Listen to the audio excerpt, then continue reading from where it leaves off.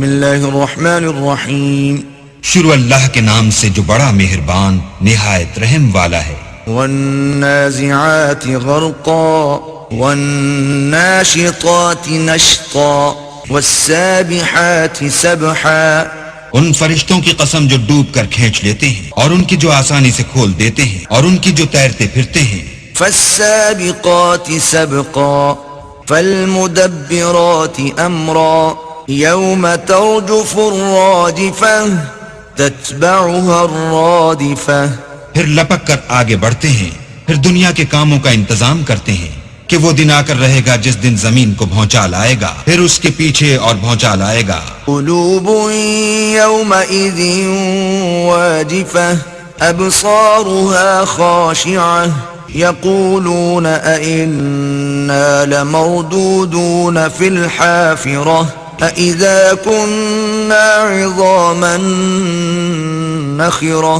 اس دن لوگوں کے دل خائف ہو رہے ہوں گے اور آنکھیں جھکی ہوئی. کافر کہتے ہیں کیا ہم الٹے پاؤں پھر لوٹیں گے؟ بھلا جب ہم کھوکھلی ہڈیاں ہو جائیں گے تو پھر زندہ کیے جائیں گے. قالوا تلك اذا كرة خاسرة فإنما هي زجرة واحدة فإذا هم بالساهرة هل أتاك حديث موسى.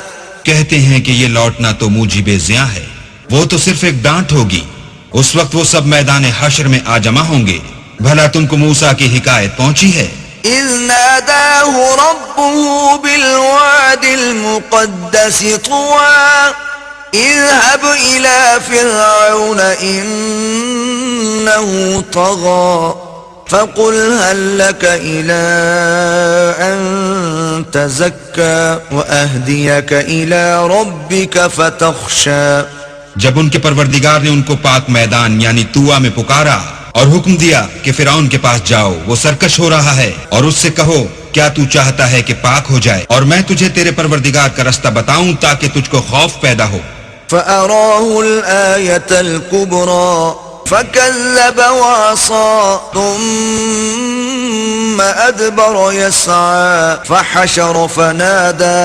غرض انہوں نے اس کو بڑی نشانی دکھائی مگر اس نے جھٹلایا اور نہ مانا، پھر لوٹ گیا اور تدبیریں کرنے لگا اور لوگوں کو اکٹھا کیا اور پکارا. فقال انا ربكم الاعلى فاخذه الله نكال الاخرة والاولى ان في ذلك لعبرة لمن يخشى.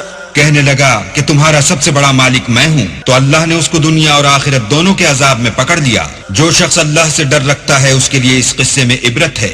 أأنتم أشد خلقا أم السماء بناها رفع سمكها فسواها وأغطش ليلها وأخرج ضحاها والأرض بعد ذلك دحاها.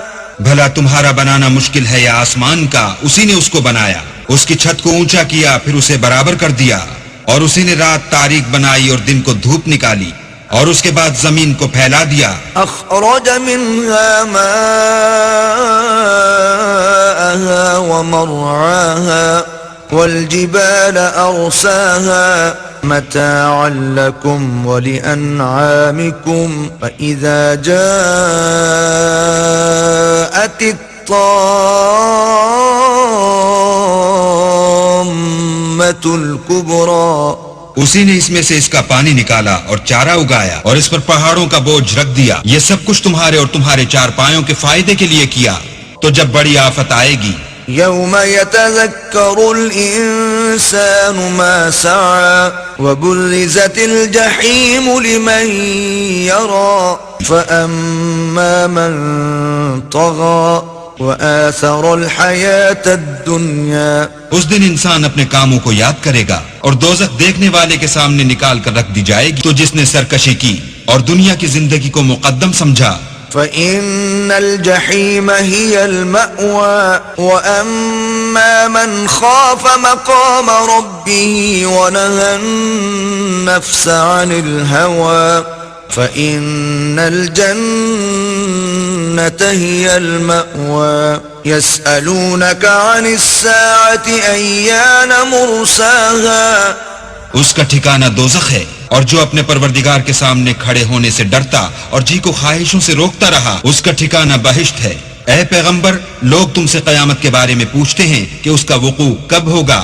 فيم أنت من ذكراها إلى ربك منتهاها إنما أنت منذر من يخشاها كأنهم يوم يرونها لم يلبثوا إلا عشية أو ضحاها۔ تم اس کے ذکر سے کس فکر میں ہو؟ اس کا منتہا یعنی واقع ہونے کا وقت تمہارے پروردگار ہی کو معلوم ہے۔ جو شخص اس سے ڈر رکھتا ہے تم تو اسی کو ڈر سنانے والے ہو۔ جب وہ اس کو دیکھیں گے تو ایسا خیال کریں گے کہ گویا دنیا میں صرف ایک شام یا صبح رہے تھے۔ صدق اللہ العظیم۔